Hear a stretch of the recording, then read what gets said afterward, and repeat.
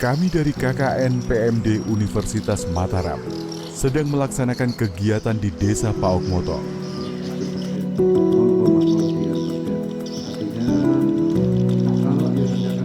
Selama 45 hari, kami menelusuri banyak hal. Dari mulai melakukan apel pagi di kantor desa dan mendengarkan beberapa penjelasan mengenai Desa Paok Motong dari sang kepala desa. Saya Suherman SP, Kepala Desa Paok Motong yang ke-8, menjabat dari tahun 2021 sampai sekarang. Paok Motong ini adalah salah satu desa pemekaran dari desa induknya yang namanya Desa Kesik di tahun 1959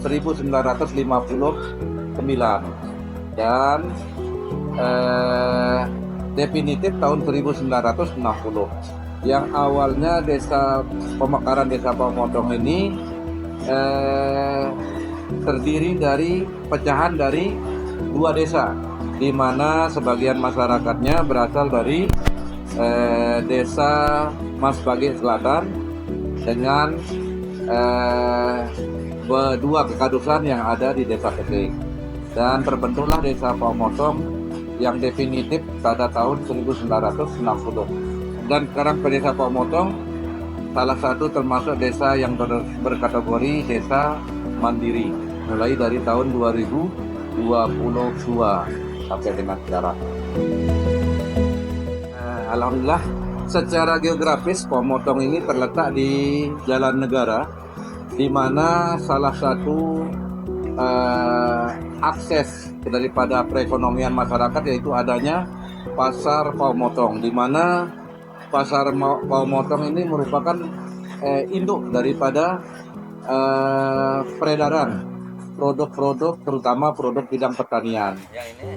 Kami berjalan menelusuri pasar Paok Motong dan sangat tertarik atas pernyataan kepala desa karena pasar ini kabarnya dapat menghidupi banyak keluarga di Paok Motong.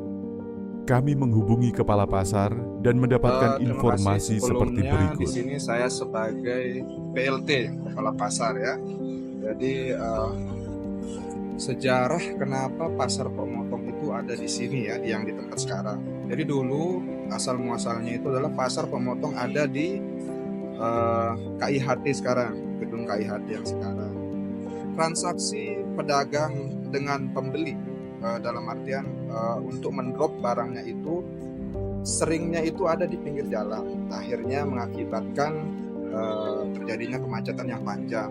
2020 awal itu dicetuskan pasar Paok Motong ini dipindahkan di tempat yang sekarang.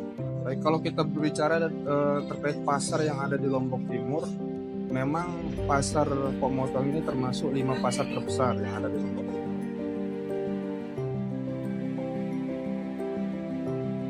Satu kata. Dua kata deh boleh.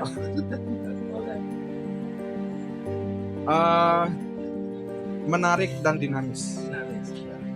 Karena kenapa seperti itu? Karena di pasar ini di Desa Paok Motong, tetapi pedagangnya tidak didominasi oleh masyarakat sekitar gitu. Justru yang Setelah mendengar penjabaran dari kepala pasar, kami melihat Paok Motong dengan lebih jauh lagi. Ternyata desa ini sangatlah maju dan memiliki daya serta potensi ekonomi yang jauh tinggi dibanding ekspektasi kami.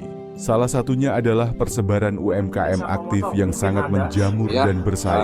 Baik, kalau produk UMKM kami di sini adalah pertama adanya produksi makanan olahan. Misalnya keripik pisang yang ada di Dusun Rumeneng. Kemudian adanya produksi tahu yang ada di Dusun Bilasundung. Kemudian adanya produk lain, misalnya kayak pembuatan roti, ada di Dusun Bilasundung. Kemudian ada cukup banyak varian produk yang memang sekali lagi butuh sentuhan.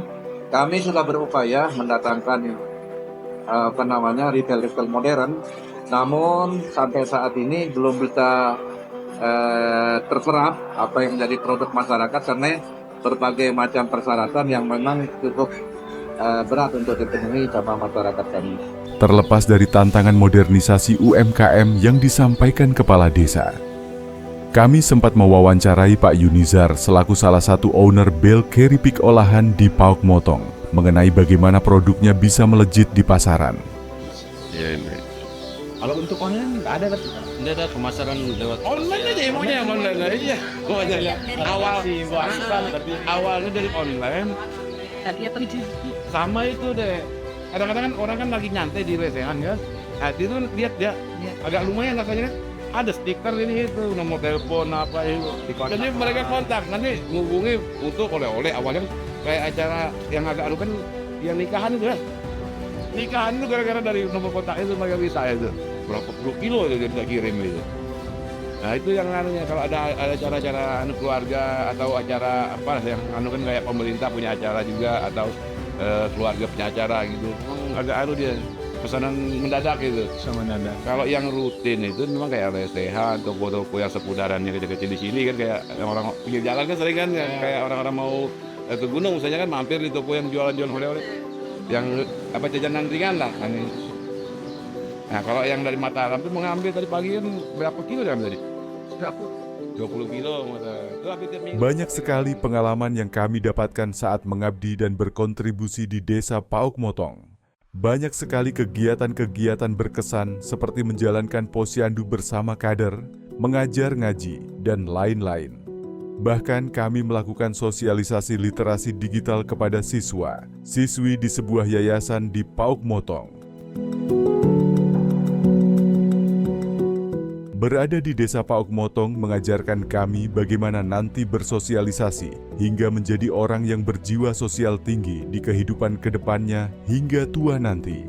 Kami merasa bahwa program kami yaitu framing dan branding Desa Pauk Motong sebagai sentra perdagangan kali ini akan menjadi blueprint untuk program-program mengabdi dari Universitas Mataram.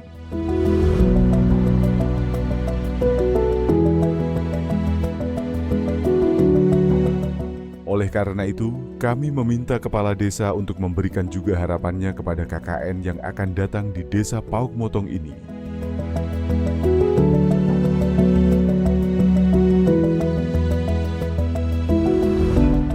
Alhamdulillah, terima kasih. Harapan kami dengan dinamika masyarakat Desa Pauk Motong yang cukup karena Pauk Motong ini kami perlu jelaskan terdiri dari banyak 4 suku besar, kemudian yang dari suku Sasak pun banyak sekali dinamikanya. Ada kurang lebih 17 bahasa orang Sasak sendiri yang ada di Desa Pauk Motong. Jadi terjadi suatu dinamika yang cukup luar biasa dengan besaran penduduk berdasarkan hasil pendataan kami. Ada 17.426 jiwa yang terdiri dari berbagai macam kultur, kebiasaan, dan sebagainya. Mudah-mudahan perbedaan-perbedaan kultur ini bisa menguatkan Desa Pauk Motong melalui program-program KKN yang alhamdulillah kami rasakan sendiri. Mereka lebih mengenal Desa Pauk Motong dari segi kultur, yang terdiri dari berbagai macam kultur, yang kemudian mudah-mudahan kultur dan jumlah penduduk ini bisa menjadi kekuatan ekonomi, dan ini tentunya tidak bisa kami lakukan sendiri, tidak bisa, harus dilakukan secara bersama-sama.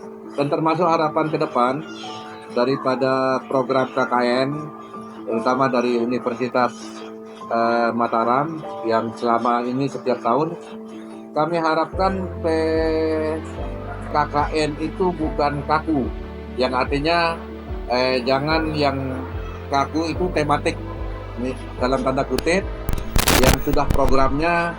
Kami harapkan KKN ke depan melihat juga potensi Pauk Motong, potensi Desa Pauk Motong baik secara ekonomi, secara pendidikan, dan yang lain-lainnya, sehingga program KKN ini bukan hanya formalitas atau menyelesaikan kewajiban daripada adik-adik kami, tapi benar-benar mereka berperan paling benar-benar mereka memberikan pengaruh terhadap bagaimana sosial ekonomi masyarakat yang ada di desa.